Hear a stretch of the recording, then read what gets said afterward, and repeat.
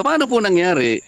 Ang sabi ng Pangulo 2 weeks ago, meron po tayong about 50 to 60 days. 2 weeks lang po nangyari. Meron po tayong stock. Bakit sumipa po ng 120%? Yun po yung tinatanong ko. Nag-react po lahat ang ating mga sektor. Agriculture, transport, lahat na po. Kaya nga po yung 230 billion na sinasabi ng DBM, na gano'n na eh. Ang tinatanong ko lang po, bakit po tayo napunta sa 120% kagad? Bakit naging 110, 120 pesos ang average po ng liter ng diesel? At yung po namang gasolina, 62%. Bakit hindi po natin tinanong man lang, bakit po nagkaganon? Akala ko po ba tinitingnan natin? Ano po ba yung explanation dito? Mr. Chair, ang presyo talaga ng international nag-increase eh. And we will check the vessels na mini-mention ni Senator Marcoleta. But based on sa mga information na nakuha namin sa mga nag-o-offer sa PNOC and also from our oil companies, may malaking increase talaga both on diesel and gasoline at 101%. Tama ba to? Ang increase niya for the past 3 weeks, 101% and 182% for diesel. But we'll check for the other sources, Mr. Chair, kung baka iba yung arrangements nila, Mr. Chair. Sir, hindi ko po alam kung saan nila kinukuha yung gasolina. Baka ang pinag-uusapan po natin, ang gagaling ba lahat sa Persian Gulf? Hindi po yun ang usapan eh. Kahit na isara po yung Strait of Hormuz, ang pinag-uusapan is Persian Gulf. Sabi nga nila 20% ang apektado. Paano po yung Suez Canal? Bukas naman po yun. Pero wag na po natin pag-usapan yun. Ang sinasabi ko po ay yung mga tangke na nakapondo sa Singapore. Napakarami po niyan. Petronas Refinery at saka yung pong Rotterdam Refinery.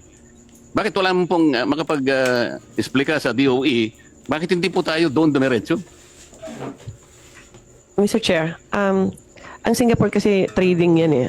And then those mga nakalutang lang ng mga barko dyan, yun po yung mga binibenta ng mga traders tsaka yung mga refineries po. So ganun po yung presyo pa rin na offer po sa amin ng mga traders. We talked to several already international traders na dumadaan ng Singapore.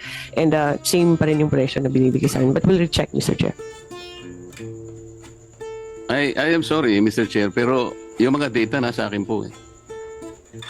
Kasi check ko lang po kagabi. Sa totoo lang. Kagabi po ay 495 pa nga po eh. Per metric ton. Idagdag po natin ang shipping na $15 at saka yung 1.71. Ito nga po yung yung gross margin po eh. 8 pesos and 46 centavos. May margin pa nga po eh. Dito po sa Rotterdam Refinery, ang margin is 4 pesos and 64 cents. Pagka sa Petronas naman po, ayun, halos may konti pa rin kita. 1 peso and 85 cents. Pero nakakapagtaka, bakit po sumipa ng 110 to 130 pesos per liter? Ibigay ko po sa inyo yung data na nakuha ko. Nagtanong lang po ako sa mga kaibigan sa industry sa Singapore. Kabisado po nila ito eh. Bibigyan ko po kayo ng isang... ang tinatanong ko po, bakit nagsimula tayo na tinanggap natin kagad na 110 pesos to 130 pesos ng upo ngayon ng ang average nga 120 pesos na ang diesel, tinanggap na lang natin ng ganun. What happened? Wala po bang halimbawa, Secretary Balisacan, wala po ba tayong kakilala halimbawa mga industries sa Singapore? Nandun po lahat yung kanilang mga tangke. Pwede po nating makita, kahit kayo po, tanong ninyo kung magkano ngayon. Nahawak ko po yung mga data. 29 pesos and 83 cents. Rotterdam Refinery, tanks based in Singapore. Petronas, 32 pesos and 63 centavos. May kita pa po eh. Paano po nangyari biglang sumipa ng 110 from 55 pesos for example, naging 110. Kaya po nagkaroon po tayo ng crisis. Parang imagine po yung crisis. Ang tinatanong ko po sa DOE, meron po bang nagkaroon po ba tayo ng inquiry? Pinatawag po ba natin ang mga oil companies? Yes, Mr. Chair. Mr. Chair, we've been meeting with the oil company several times. Ang presyo, sinusundan yung maps, and then ang the rest, Mr. Chair, umi-increase yung logistics tsaka yung insurance. Pero yung premium po, Mr. Chair, for you to be able to purchase a best supply, dati po mga $5 to $10 lang yan, ngayon po mga $60 na. So umaakyat talaga lahat, Mr. Chair. Ang sinasabi po ninyo, Madam Secretary, Mr. Chair, ay yung pong panganib na dadaan po kayo sa Strait of Hormuz. Ang pupuntahan po natin Singapore, ang layo naman po sa Strait of Hormuz noon eh. Nagkakaintindihan po ba tayo? Yes, Mr. Chair. No, it's not a straight Hormuz na ano. We are just getting products also from Singapore and all Southeast Asian countries, Mr. Chair.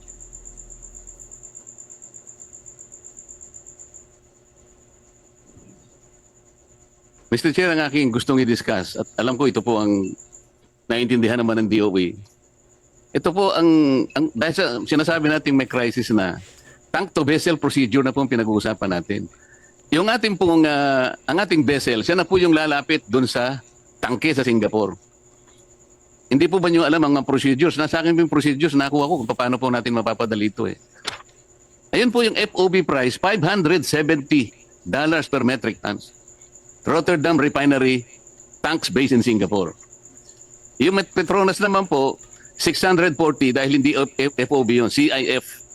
Eh, kukwentahin po natin lahat ang mga local add-on, kagaya po na sinasabi ninyo, 15 pesos, 51 centavos lang per liter yun. Kahit idagdag po ninyo yun, sa 55 pesos, may kita pa po eh. Kaya tinatanong ko po, paano po tayo napunta sa 110?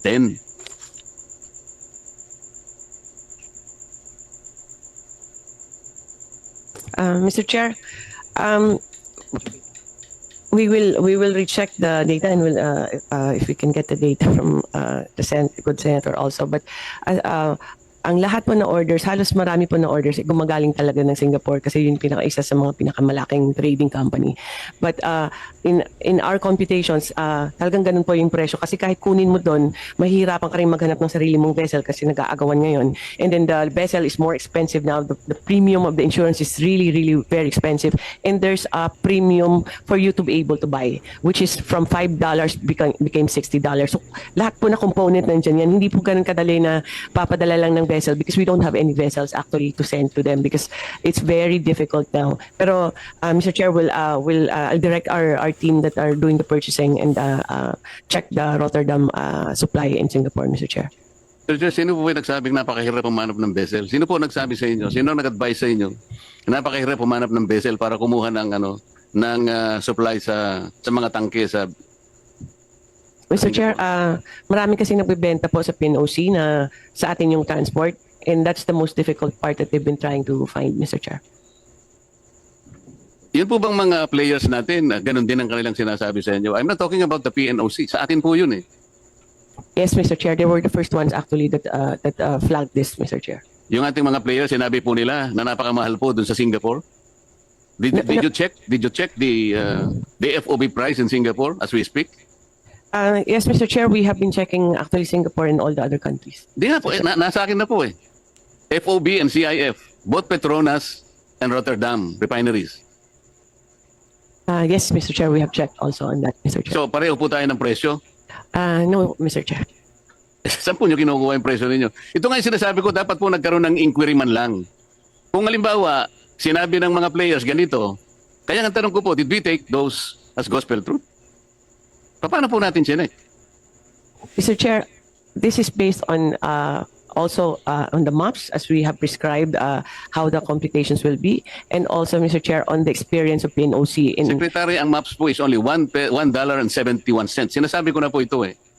Kanina po yung presentation kanina, yung Dubai Plots. Hindi po relevant yun because we are not getting something sa Dubai. Ang sinasabi ko, Singapore lang. I'm trying to direct the conversation to Singapore. Nandun po yung mga tangke ng dalawang refineries.